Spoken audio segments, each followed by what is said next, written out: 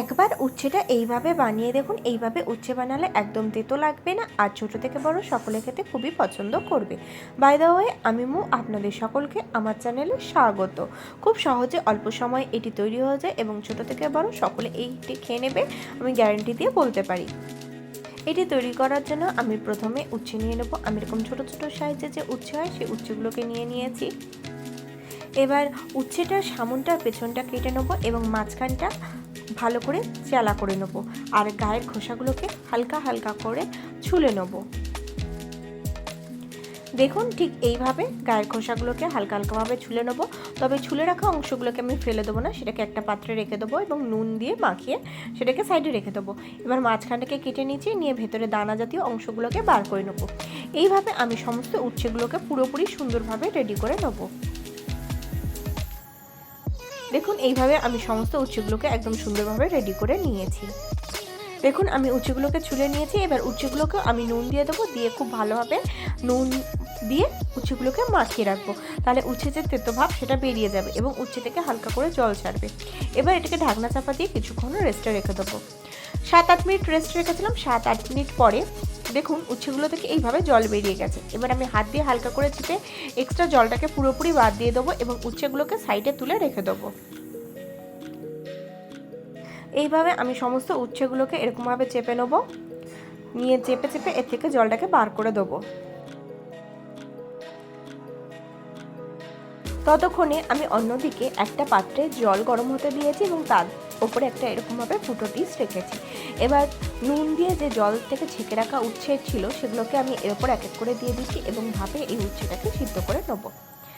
দেখুন, এক এক করে উচ্ছেগুলোকে দিয়ে দিচ্ছি, দিয়ে এবার এটাকে ঢাকনা চাপা দিয়ে দেবো, দিয়ে খুব ভালোভাবে এটাকে 7-8 মিনিট মতো সিদ্ধ করে নেবো। দেখুন, 7-8 মিনিট হয়ে গেলে উচ্ছেগুলো খুব সুন্দরভাবে সিদ্ধ হয়ে গেছে। এবার উচ্ছেগুলোকে এক এক করে আমি তুলে সাইডে একটা পাত্রে রেখে দেবো।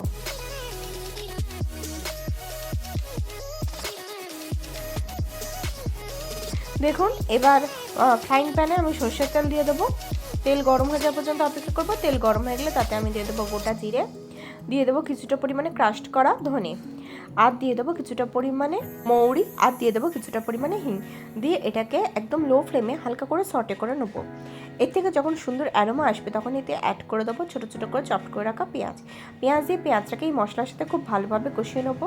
দেখুন, পেঁয়াজটাকে আমি খুব ভালোভাবে কষিয়ে নেবো যতক্ষণ না এর কালার হালকা হালকা চেঞ্জ হয়ে যাচ্ছে। যখন এর কালারটা হালকা হালকা চেঞ্জ হয়ে আসবে তখন আমি এতে এক এক করে অ্যাড করে দেবো রসুন বাটা, দিয়ে দেবো কিছুটা পরিমাণে আদা বাটা।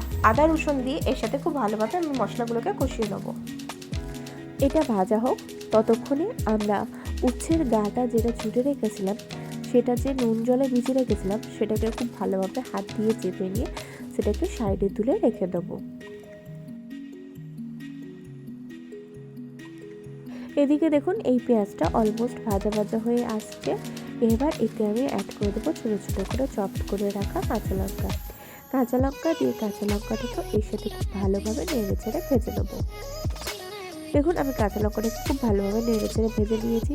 এবার ওই উচ্ছের অংশগুলোকে এতে অ্যাড করে দেবো, দিয়ে খুব ভালোভাবে নেড়ে ছেড়ে কষিয়ে নেবো। প্রায় 6-7 মিনিট মতন এটাকে খুব ভালোভাবে কষাবো, যাতে এর তেতো ভাব এবং কাঁচা গন্ধ দুটোই খুব ভালোভাবে চলে যায়। আমি এতে সামান্য পরিমাণে নুন ও সামান্য পরিমাণে হলুদ ও পরিমাণ মতন লঙ্কা গুঁড়ো অ্যাড করে দেবো। আপনারা যেরকম ঝাল খাবেন সেই অনুপাতে লঙ্কাটাকে কম বা বেশি করে নিতে পারেন। সমস্ত মশলাটাকে দিয়ে খুব ভালোভাবে নেড়ে চেড়ে কষিয়ে নিচ্ছি। এবার এতে অ্যাড করে দিচ্ছি জিরে গুঁড়ো আর ধনে গুঁড়ো। জিরে গুঁড়ো ও ধনে গুঁড়ো দিয়ে এর সাথে খুব ভালোভাবে আমি কষিয়ে নেব। দেখুন, আমি আবারও এটাকে খুব ভালোভাবে কষিয়ে নিচ্ছি। এবার এতে অ্যাড করে দেবো বেসন। বেসনের গুঁড়ো দিয়ে এর সাথে আবারও ভালোভাবে নেড়ে চেড়ে কষিয়ে নেবো। দেখুন, আমি এটাকে খুব ভালোভাবে কষিয়ে নিচ্ছি।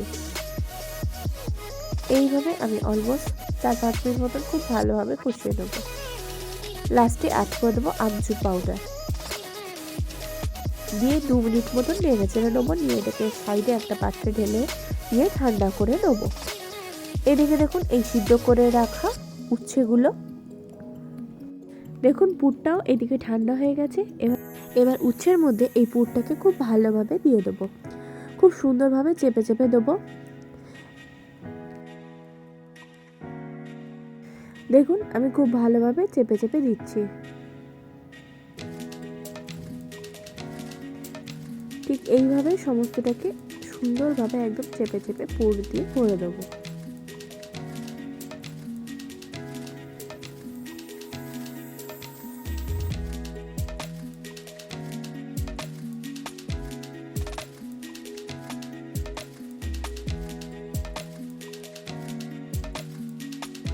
দেখুন এইভাবে আমি সমস্ত উচ্ছেগুলোকে রেডি করে নিচ্ছি। সমস্ত উচ্ছেগুলো খুব সুন্দরভাবে এইভাবে রেডি হয়ে গিয়েছে।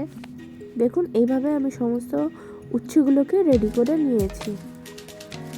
এবার কড়াই সর্ষের তেল নিয়ে নিয়েছি। তেল গরম হয়ে যাওয়া পর্যন্ত অপেক্ষা করব। তেল গরম হয়ে গেলে এক এক করে উচ্ছেগুলোকে দিয়ে দেবো, দিয়ে খুব সুন্দর করে উল্টে পাল্টে লাল করে ভেজে নেবো। দেখুন এইভাবে উল্টে পাল্টে আমি সবগুলোকে ভেজে নিয়েছি, এবার সাইডে তুলে রেখে দিচ্ছি।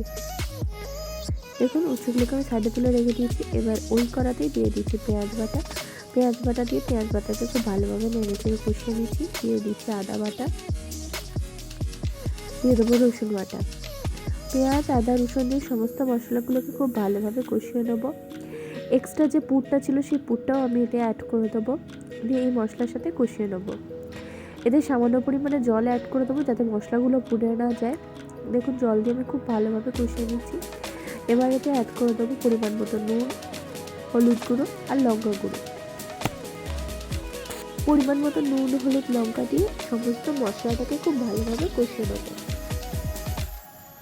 এবার এতে অ্যাড করে দেবো ফ্যাটানো টক দই। টক দইটাকে এর সাথে খুব ভালোভাবে ফেটিয়ে নেবো। এবার অ্যাড করে দেবো সামান্য পরিমাণে জল। আমি ওই টক দইয়ের পাটি ধোয়া জলই এতে অ্যাড করে দিলাম, দিয়ে খুব ভালোভাবে আমি কষিয়ে নেবো। দেখুন আমি খুব ভালোভাবে কষিয়ে নিচ্ছি। এবার এতে অতিরিক্ত জলটা অ্যাড করে দেবো। জল দিয়ে এবার সমস্ত গ্রেভিটা ফুটে যাওয়া পর্যন্ত অপেক্ষা করবো। সমস্ত গ্রেভি ফুটে গেলে এক এক করে উচ্ছেগুলোকে দিয়ে দেবো। দিয়ে এতে 2-3 মিনিট কি 4-5 মিনিট মতন খুব ভালোভাবে সিদ্ধ করে নেবো। তার জন্য আমি এটাকে ঢাকনা চাপা দিয়ে দেবো। এইভাবে 4-5 মিনিট সিদ্ধ করে নিয়েছি। এবার ঢাকনাটাকে সরিয়ে নেবো, নিয়ে একটুখানি নেড়ে চেড়ে দেবো। দেখুন আমি খুব সুন্দরভাবে নেড়ে চেড়ে দিচ্ছি। যেহেতু উচ্ছেটা আগে থেকে সিদ্ধ ছিল তাই এটা রেডি। এবার ওপর থেকে কিছুটা পরিমাণে কসুরি মেথি স্প্রেড করে দিচ্ছি, দিয়ে নেড়ে চেড়ে গ্যাসের ফ্লেম অফ করে দেবো। দিলেই তৈরি হয়ে যাবে আজকের রেসিপি পুর ভরা উচ্ছে। আপনারা বাড়িতে অবশ্যই ট্রাই করবেন। আশা করি আজকের রেসিপিটি আপনাদের ভালো লেগেছে। ভালো লাগলে লাইক কমেন্ট শেয়ার করবেন আর আমার চ্যানেলটি অতি অবশ্যই সাবস্ক্রাইব করে নেবেন।